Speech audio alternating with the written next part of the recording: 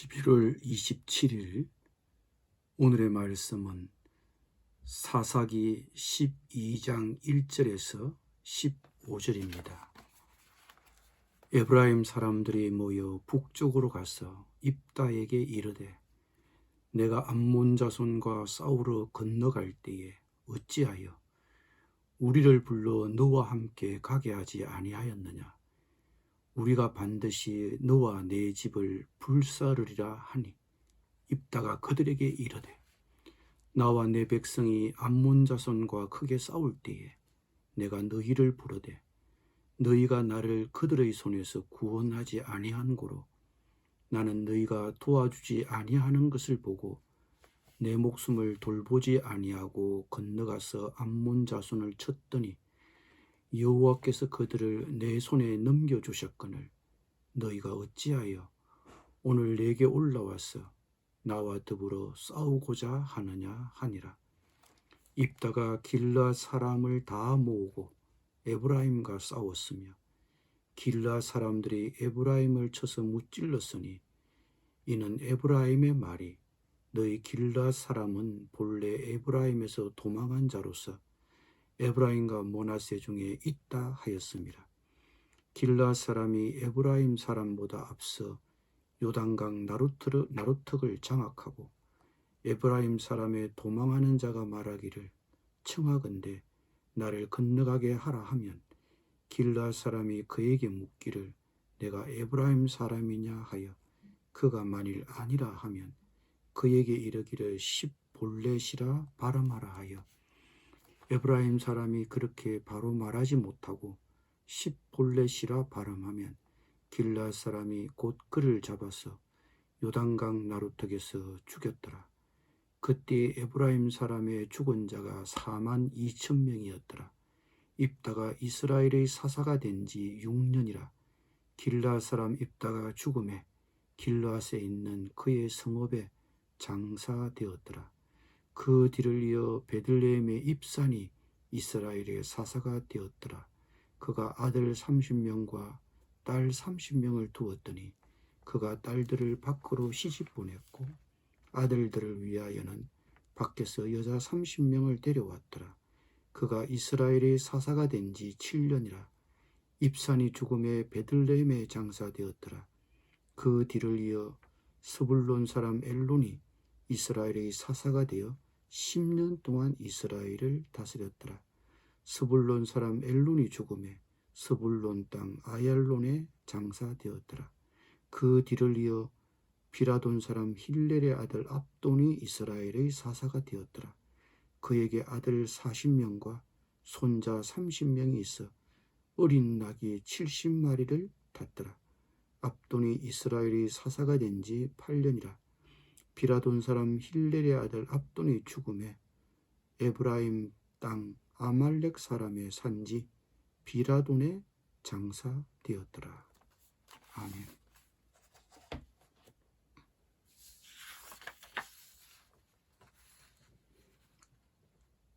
전쟁이 끝난 후 에브라임 지파 사람들이 입다에게 시비를 걸어왔습니다.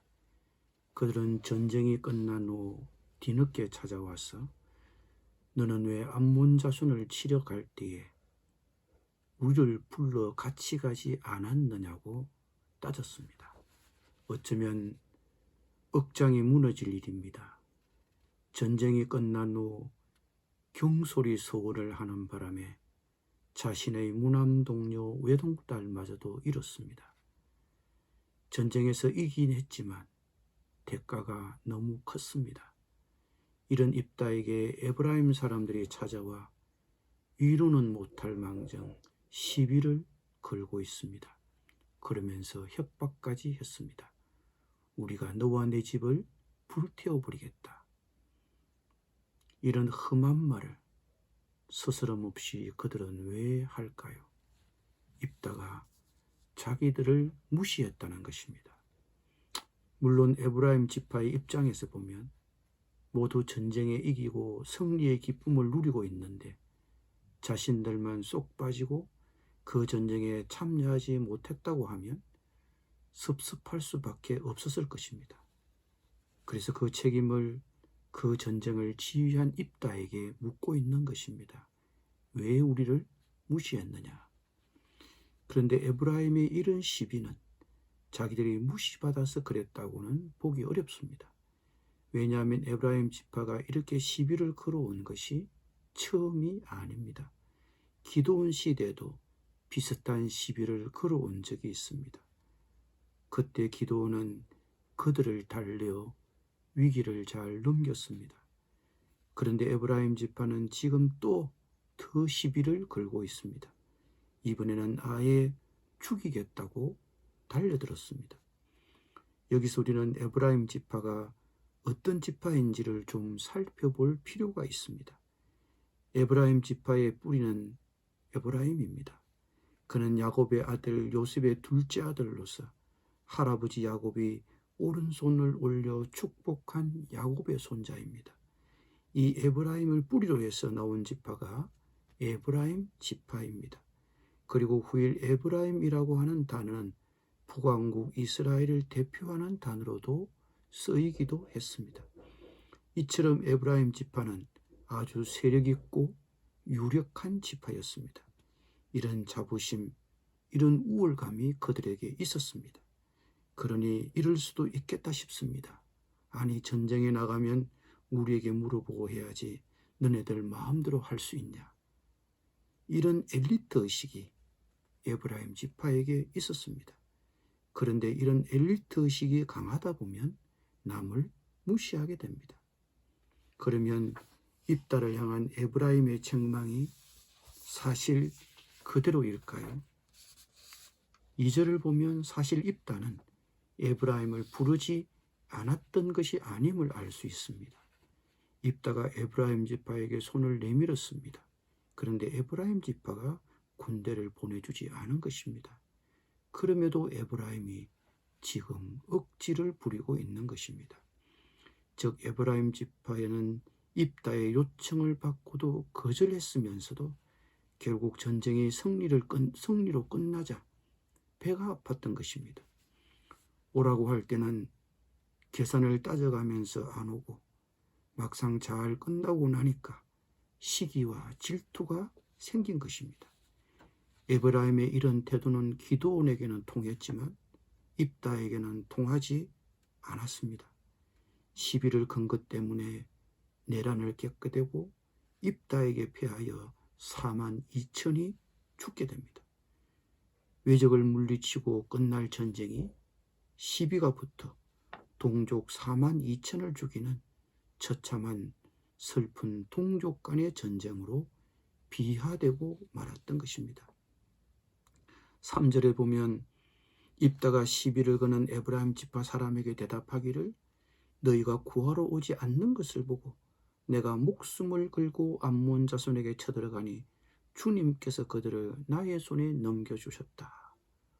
고 전쟁의 승리를 하나님이 주셨다고 입다는 고백하였습니다.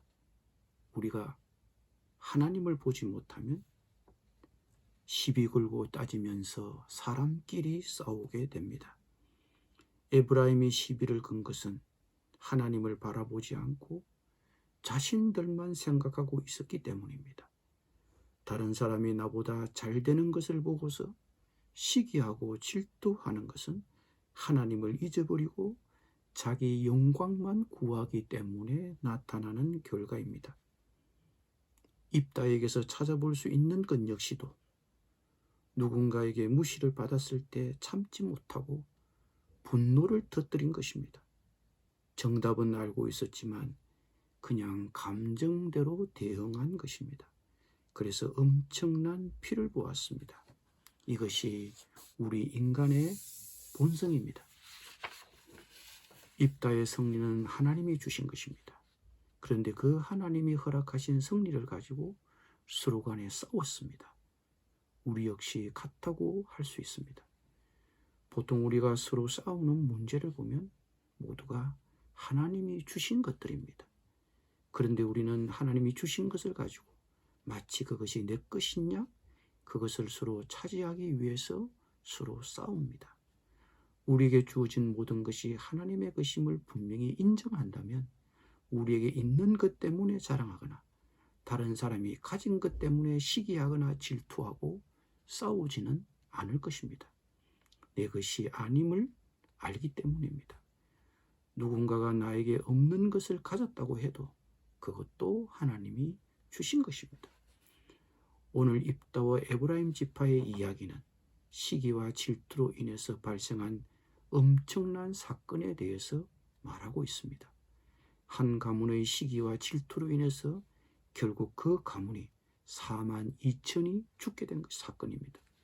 그런데 에브라임 지파가 그러한 시비에 대하여 입다도 문제를 슬기롭게 해결하지는 못했습니다. 감정으로 문제를 해결했습니다. 인간의 행동을 결정하는 요인은 여러 가지로 말할 수 있지만 그 가운데는 감정적인 문제가 크게 작용하고 있음을 알 수 있습니다. 결국 우리의 행동이 우리 스스로의 의지에 의해서 다스려지기보다는 감정대로 전혀 뜻하지 않은 결과가 나올 때가 많습니다. 그리고 우리는 다 끝난 후 자신의 행동에 대해서 후회를 하는 경우가 많습니다. 화를 참는 것은 말처럼 쉽지 않습니다. 그런데 이 인간의 감정이 타인에 대해 무서운 해를 끼칠 수 있는 것임을 오늘 본문은 우리에게 얘기해 주고 있습니다. 시기와 질투가 없는 사람은 아무도 없습니다. 그런데 항상 시기와 질투의 끝이 좋지 않습니다. 시기와 질투는 관계를 깨뜨리고 심지어는 살인에 이르게까지 합니다. 시기와 질투는 왜 생길까요? 그것은 자기가 가진 것에 대해 만족하지 못할 때 생기는 것이라고 봅니다. 성경 디모데전서 6장은 우리에게 이렇게 말합니다. 자족할 줄 아는 사람에게는 경건이 큰 이덕을 줍니다. 우리는 아무것도 세상에 가지고 오지 않았으니 아무것도 가지고 떠나갈 수 없습니다. 우리는 먹을 것과 입을 것이 있으면 그것으로 만족해야 합니다. 하나님은 인간의 끝없는 욕심을 경계하십니다. 불행한 사람은 잃은 것을 세어보고 행복한 사람은 받은 것을 세어본다고 합니다. 불행하다고 생각하는 마음의 근본에는 욕심이 자리하고 있습니다. 그러나 자족하는 마음이 있으면 경건에 큰 이익이 됩니다. 자족할 때 신앙 성장이 이루어지는 것입니다. 기도하겠습니다. 주님, 자족하는 마음을 주시옵소서. 주님이 제가 아닌 다른 사람을 사용하시더라도 기쁘게 받아들이게 하여 주시옵소서. 주님이 허락하신 승리를 두고 서로 싸우지 않게 하시고 시기와 질투하지 않게 하여 주시옵소서. 예수님의 이름으로 기도드립니다. 아멘.